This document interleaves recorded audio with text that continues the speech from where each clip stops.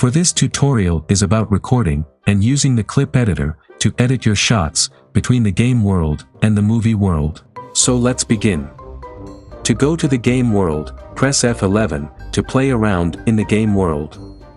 To go back to the movie world, press F11 again to return to the movie world.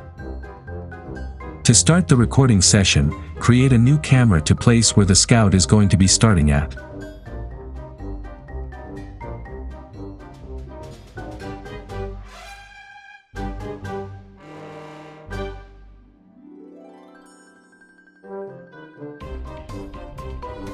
Next, hit the recording button, and it will give you some options. You can check the boxes on what you want to record, such as players, props, and others. Camera options has third person, first person, enable no clip where you can snap the player towards the tool camera. And now, hit the record button. Listen to the 4 beeps when start recording.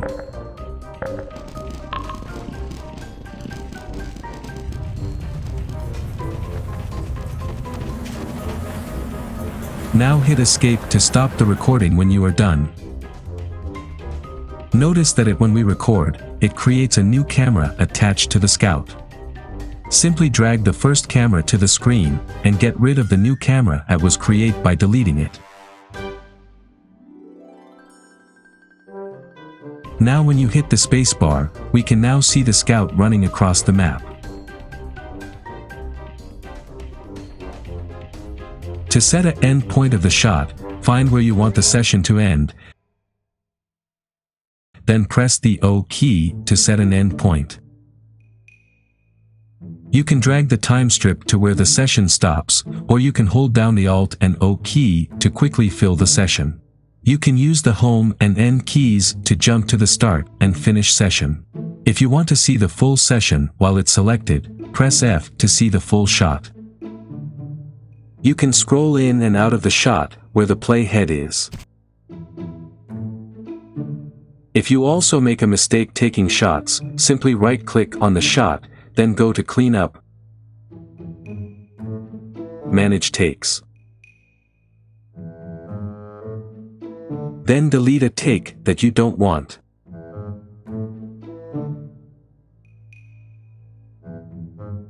Since we have a scout running across the map, let's give him an enemy to attack the other team. Press F11 to go to the game world, then press the period key to switch teams, and pick any class you want.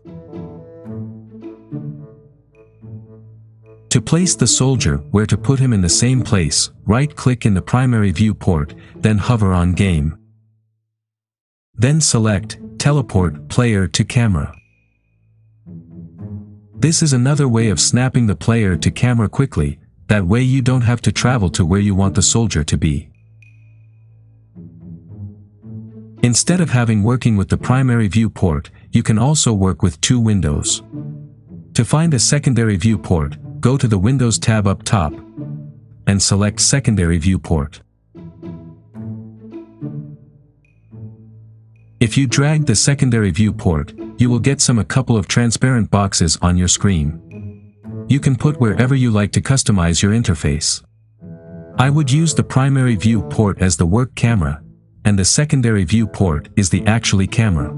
That way you can work with not only 1, but 2 windows at the same time. Now that we have a recording session, let's make some shots with the clip editor. To create another shot, press B to cut the shot where you want. Make sure you're in the motion editor to move the camera around.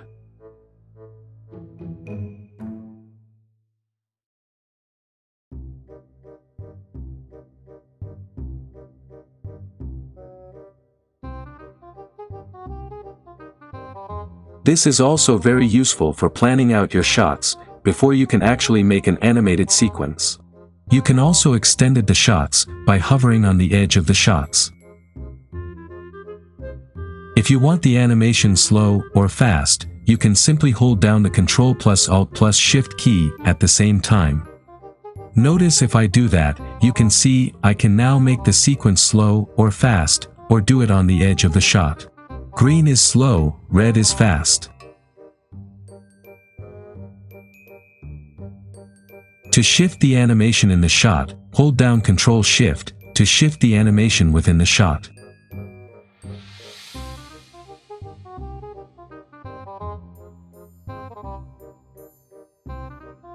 You can also left drag to place the shot wherever you want. Or you can hold Ctrl-C and Ctrl-V to copy and paste the shot.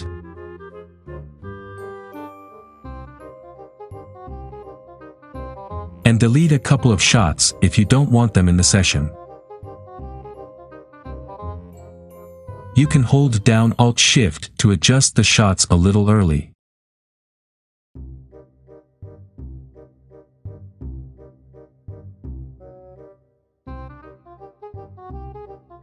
There are more things about the clip editor that you can mess around with. Right-click on the shot and hover on Edit Clip. You can name the clip, add color, or fill in the shot with text. You can set the time scale to go slow or fast, or set an overlay and fade in and out your shot.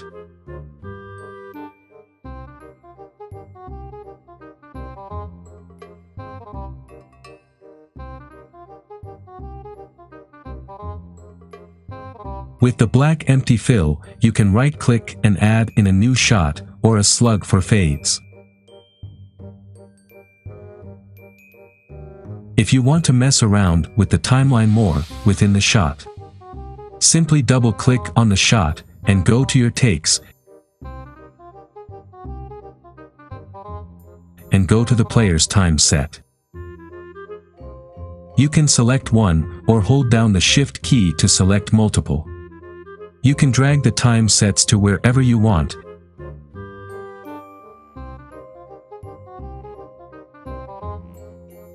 You can press B to cut the time sets.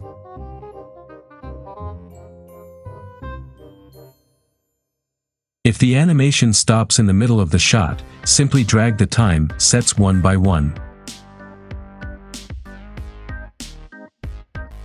It works the same way as the clip editor of the shots in the timeline. This also holds sounds as well within the shot. Open up the game sounds and delete some sounds that you don't want. Or hold down Shift to select all the sounds.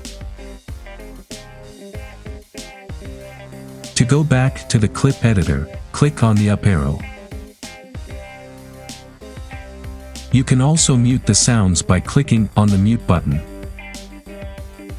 Or for hotkey users, Ctrl-Alt-M to mute. The clip editor also has 3 play buttons: play once, play loops, and the play bounce. If you use the Ctrl plus spacebar, it will play that mode. There are also other options to use. The snap tool, you can snap in between the shot, or Alt-R to activate the snapping. The play head, you can lock it by right-clicking it and press play, or right-click it again to unlock the play head. There are also time codes as well, such as frames and seconds. If you are wondering how to animate the scout, you can't manipulate him because he's being recorded in the game world. To animate the scout, click on the plus button in the animation set editor, then go to create existing elements. This will give you a pop-up, models, and particles. Find the HWM Scout and click OK.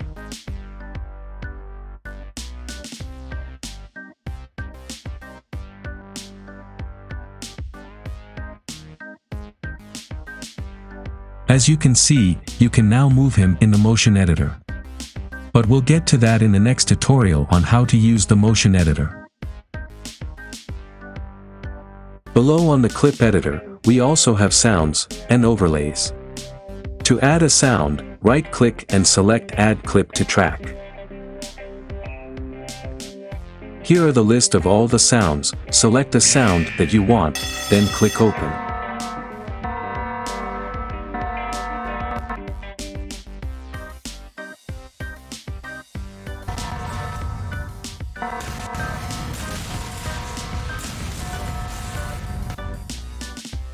You can also add in some overlays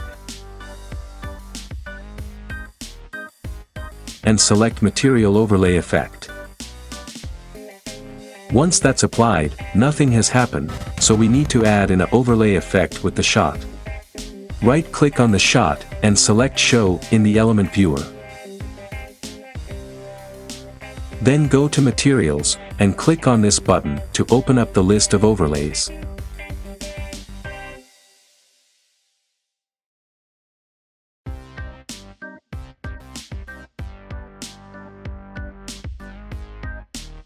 Be very careful on how you use the element viewer, as Valve would like to say, "Here be dragons." Means very dangerous and unexplored to your projects. Unless you know what you are doing, and everything will be fine. Since I used the rule of thirds overlay to make the shots look interesting, let's see how the layouts played.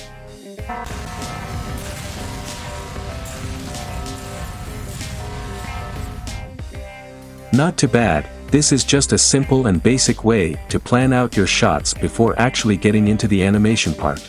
Hopefully this tutorial helped you out to make some basic sequences for your projects. In the next tutorial, we will be covering about how the motion editor works. Subscribe and leave a like, and be sure to click that notification bell to never miss another video.